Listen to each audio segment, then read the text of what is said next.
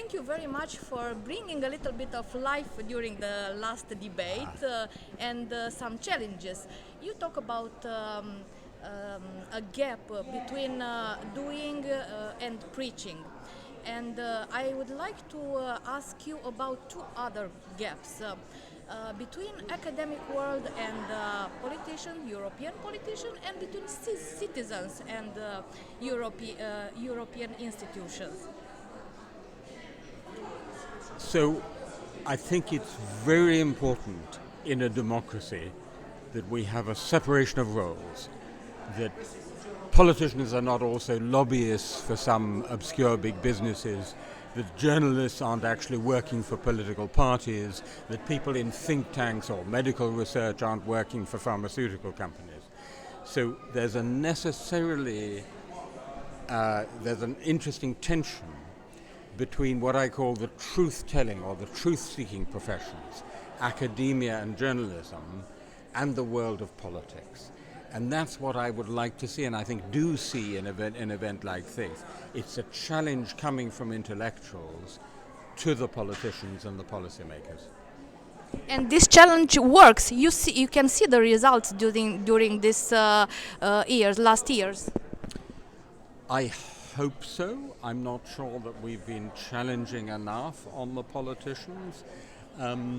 But one of the big challenges is precisely the tension we were talking about between, as Europeans, our aspiration to be universalist, Enlightenment universalists, and the reality of the really stark difference between being just inside the European Union and just outside it.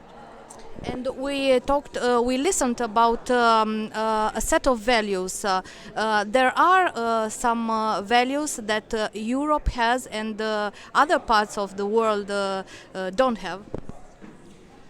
I think that we shouldn't talk about European values as if we only have them in Europe, because after all, many Canadians have exactly the same. Many liberal Americans have exactly the same values. The first thing we need to do is to defend these values at home, in our own countries, and inside the European Union. I've got something in my hair. And which values can you mention? So I think we have to start with human dignity, liberty, justice, some version of equality, ideally realized in democracy, actually the values that are summarized in Article 2 of the Treaty of the European Union. But we're not doing a very good job of implementing them even inside the European Union, if I look at countries like Hungary today.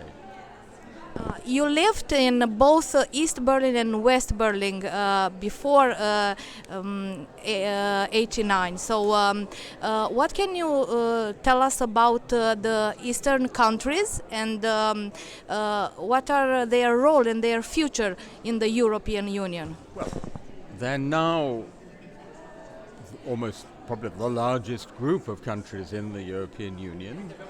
During the war in Ukraine, they've been incredibly important. They are the front line. But I don't think we should have the illusion that the whole center of the EU has shifted eastward, as is often said. The fact is, the biggest economies are still in Western and Northern Europe. On the key issues, they're still calling the shots. So what we actually need to see is strategic coalitions between the countries of Central and Eastern Europe and major other European powers. So, for example, for the eastward enlargement to include a country like Ukraine, it needs both the Central and East Europeans and Germany to make this happen. And that will increase the role of countries like Romania, which has a frontier, a border with Ukraine. So evidently, and let me say one very important thing, which is obviously the Ukraine is the biggest challenge at the moment, but we have to be sure that Moldova remains independent and secure. And honestly, if we cannot, as a European Union, as Europe as a whole, secure the future of Moldova, then I don't know what we can do. So I think we need to pay a lot of attention, and here Romania, I think, has a particularly important role. You changed the optical since you are in UK and since the Brexit, or are you? What is your relationship with Europe after the Brexit? Exactly the same as it was before, only more so. I remain as passionate a European, but then my formative experiences were in Central and Eastern Europe, not in Britain. At the same time, I obviously want to see Britain coming closer to the European Union again, but it's going to be a slow, weary journey back to about a kilometre behind where we were 7 years ago. And the last question is about you as a journalist, because you also are a journalist. So, what's the future of journalism? Do you see any obstacles or any change of the role of the journalist? Are they becoming lobbyists? Are they becoming is a more individual role? Because now with social media, that individualism is raising between journalists. So I now have a Substack newsletter, which is wonderful because you have direct contact with the reader. So 10 years ago we'd have said the biggest danger to journalism is the internet because it destroys the business model. It turns out now we've found a business model for online journalism.